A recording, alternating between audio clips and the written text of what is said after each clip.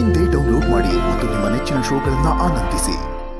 ದಸರಾ ಹಬ್ಬ ಆಗಿರೋದ್ರಿಂದ ವೇದಿಕೆ ಮೇಲೆ ನೋಡಿ ನಮ್ ಕಾರ್ಯಕ್ರಮದಲ್ಲೂ ಕೂಡ ನಾವು ಗೊಂಬೆಗಳನ್ನ ಇಟ್ಟು ಎಷ್ಟು ಪ್ರೀತಿಯಿಂದ ಅಲಂಕಾರ ಮಾಡಿದೀವಿ. ಸೊ ಮೊದಲನೇದಾಗಿ ನಮ್ಮ ಜಡ್ಜಸ್ ವೇದಿಕೆ ಮೇಲೆ ಬಂದು ತಾಯಿಯ ಆಶೀರ್ವಾದವನ್ನ ಪಡ್ಕೊಂಡು ಕಾರ್ಯಕ್ರಮನ ಶುರು ಮಾಡೋಣ. ಲೆಟ್ಸ್ ವೆಲ್ಕಮ್ ನಮ್ಮ ಜಡ್ಜಸ್.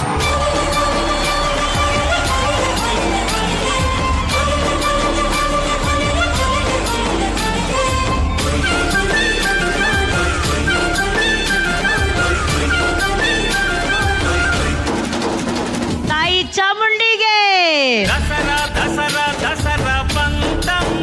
ವಿಶ್ವಿಕಾ, ಇಲ್ಲಿ ನಾವೆಷ್ಟು ಮುದ್ದಾಗಿ ಗೊಂಬೆಗಳನ್ನೆಲ್ಲ ಕೂರ್ಸಿದೀವಿ. ಗೊಂಬೆ ಕೂರ್ಸೋದೇನಂದ್ರೆ ಒಂದೊಂದು ಕಡೆಯಲ್ಲೂ ಒಂದೊಂದು ಕಥೆಯನ್ನ ತಾರುತ್ತೆ ಗೊಂಬೆ ಕೂರ್ಸೋದ್ರಲ್ಲಿ. ಸೊ ನಿಮ್ ಕಡೆ ಹೇಗೆ ದಸರಾ ಹಬ್ಬನ ಆಚರಿಸ್ತೀರಾ? ಎಷ್ಟು ಸ್ಪೆಷಲ್ ನಿಮ್ಗೆ ದಸರಾ?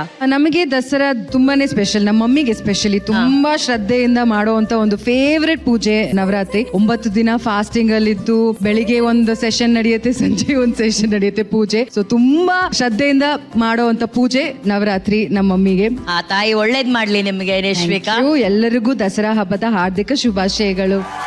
ನನಗೆ ದಸರಾ ಏನೇನೋ ಕನೆಕ್ಷನ್. ನನಗೆ ನಮ್ ನವಗ್ರಹ ಸಿನಿಮಾ ಒಂದು ಕನೆಕ್ಷನ್, ಅದಿಡೀ ಸಿನಿಮಾ ಒಂದು ದಸರಾ ಟೈಮ್ ಅಲ್ಲಿ ನಡೆದಿದ್ದು ಅನ್ನೋದು ಅದೊಂದು ಕನೆಕ್ಷನ್. ನಾನು ರಾಬರ್ಟ್ ಸಿನಿಮಾದಲ್ಲೂ ಅಷ್ಟೇ, ಸಿನಿಮಾ ಶುರು ಆಗದೆ ದಸರಾಯಿಂದ ಶುರು ಆಗದೆ 9 days ಅಲ್ಲಿ ಕಥೆ ನಡೆಯುತ್ತೆ. ಏಳುಮಲೆ ಸಿನಿಮಾದಲ್ಲೂ ದಸರಾ ದಿವಸ ನಡೆಯುವಂತ ಒಂದು ಕನೆಕ್ಷನ್. ಸೊ ತುಂಬಾ ನಮ್ ಸ್ಕ್ರಿಪ್ಟ್ ಅಲ್ಲಿ ಕೂಡ ಅದು ಇನ್ಕ್ಲೂಡ್ ಆಗಿದೆ. ನನಗೆ ಎಲ್ಲಾ ಸಿನಿಮಾಗಳಲ್ಲೂ ಗೊತ್ತಿಲ್ಲ, ಅಂದ್ರೆ ಡೆಲಿಬ್ರೇಟ್ಲಿ ಇಲ್ಲ, ಬಟ್ ಹಂಗ್ ಕನೆಕ್ಟ್ ಆಗಿದೆ. ಬಟ್ ನನಗೆ ದಸರಾ ಅಂತ ಬಂದ ತುಂಬಾ one very important day for me Ayudha Puja ದಿನ. ನಾವು ಆಯುಧ ಪೂಜೆ ದಿನ ಆಫೀಸ್ ಅಲ್ಲಿ ಸೆಲೆಬ್ರೇಟ್ ತುಂಬಾ ಚೆನ್ನಾಗಿ ಮಾಡ್ತೇವೆ. ಹುಡುಗರನ್ನೆಲ್ಲರೂ ಅವತ್ತಿರ್ತಾರೆ, ಅವ್ರಿಗೆ ಏನಾರು ಒಂದು ಚಿಕ್ಕದೊಂದು ಕಾಣಿಕೆ ತರ ಕೊಡೋದಾಗಿರ್ಲಿ, ಸ್ವೀಟ್ ಬಾಕ್ಸ್ ಕೊಡ್ತಾರೆ, ಅದನ್ನ ಮೀರಿದ ಏನಾರು ಒಂಚೂರು ಕೊಡ್ತೀವಿ ಎಲ್ಲಾನು ಅವತ್ತು. ಅಂಡ್ ಎಲ್ಲ ನನ್ನ ಗಾಡಿಗಳೆಲ್ಲ ಎಮೋಷನ್ಸ್, ನನ್ನ ಗಾಡಿಗಳೆಲ್ಲ ತಗೊಂಡ್ಬಂದು ಪೂಜೆ ಮಾಡ್ಬೇಕಲ್ಲ, ಒಟ್ಟಿಗೆನೆ ಅಲ್ಲಿ ಪೂಜೆ ಮಾಡೋದು. ಸೊ ಅದೊಂದು ತುಂಬಾ ಒಂದು ಎನರ್ಜಿ ಇರುತ್ತೆ, ಒಂದು ಪಾಸಿಟಿವಿಟಿ ಇರುತ್ತೆ ನನಗೆ. ಸೊ ಆಯುಧ ಪೂಜೆಗೆ ನಾನೇ ವೇಟ್ ಮಾಡ್ತಿರ್ತೀನಿ ಅವತ್ತಿನ ದಿನ. So that is one festival I look forward to always.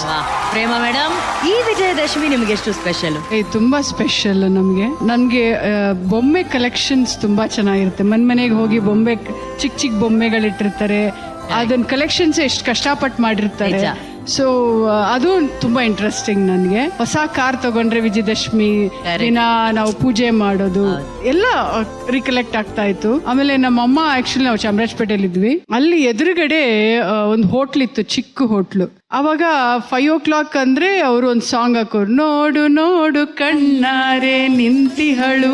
ಆ ಸಾಂಗ್ ಆಗಿದ ತಕ್ಷಣ ನಮ್ಮಮ್ಮ ನೀರ್ ತುಂಬಸಕ್ ಹೋಗ್ತಾರಲ್ಲ, ಅವಾಗ ನಮ್ಗೆ ಎಬ್ಬರಿಸೋದು, ಎದೇಳು ಟೈಮ್ ಆಯ್ತು ಓದ್ಕೊಳ್ಳಿ, ಮಿಲಿಟರಿ ಸಿಸ್ಟಮ್ ತರ.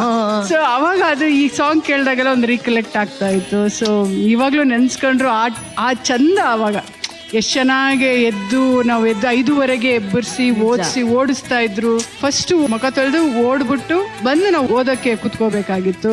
ಸೊ ನಾವು 3 ಜನ, ನಾನು, ನನ್ನ ತಂಗಿ, ನನ್ನ ತಮ್ಮ. It was very nice. ಅದೆಲ್ಲ ರೀಕಲೆಕ್ಟ್ ಆಗುತ್ತೆ.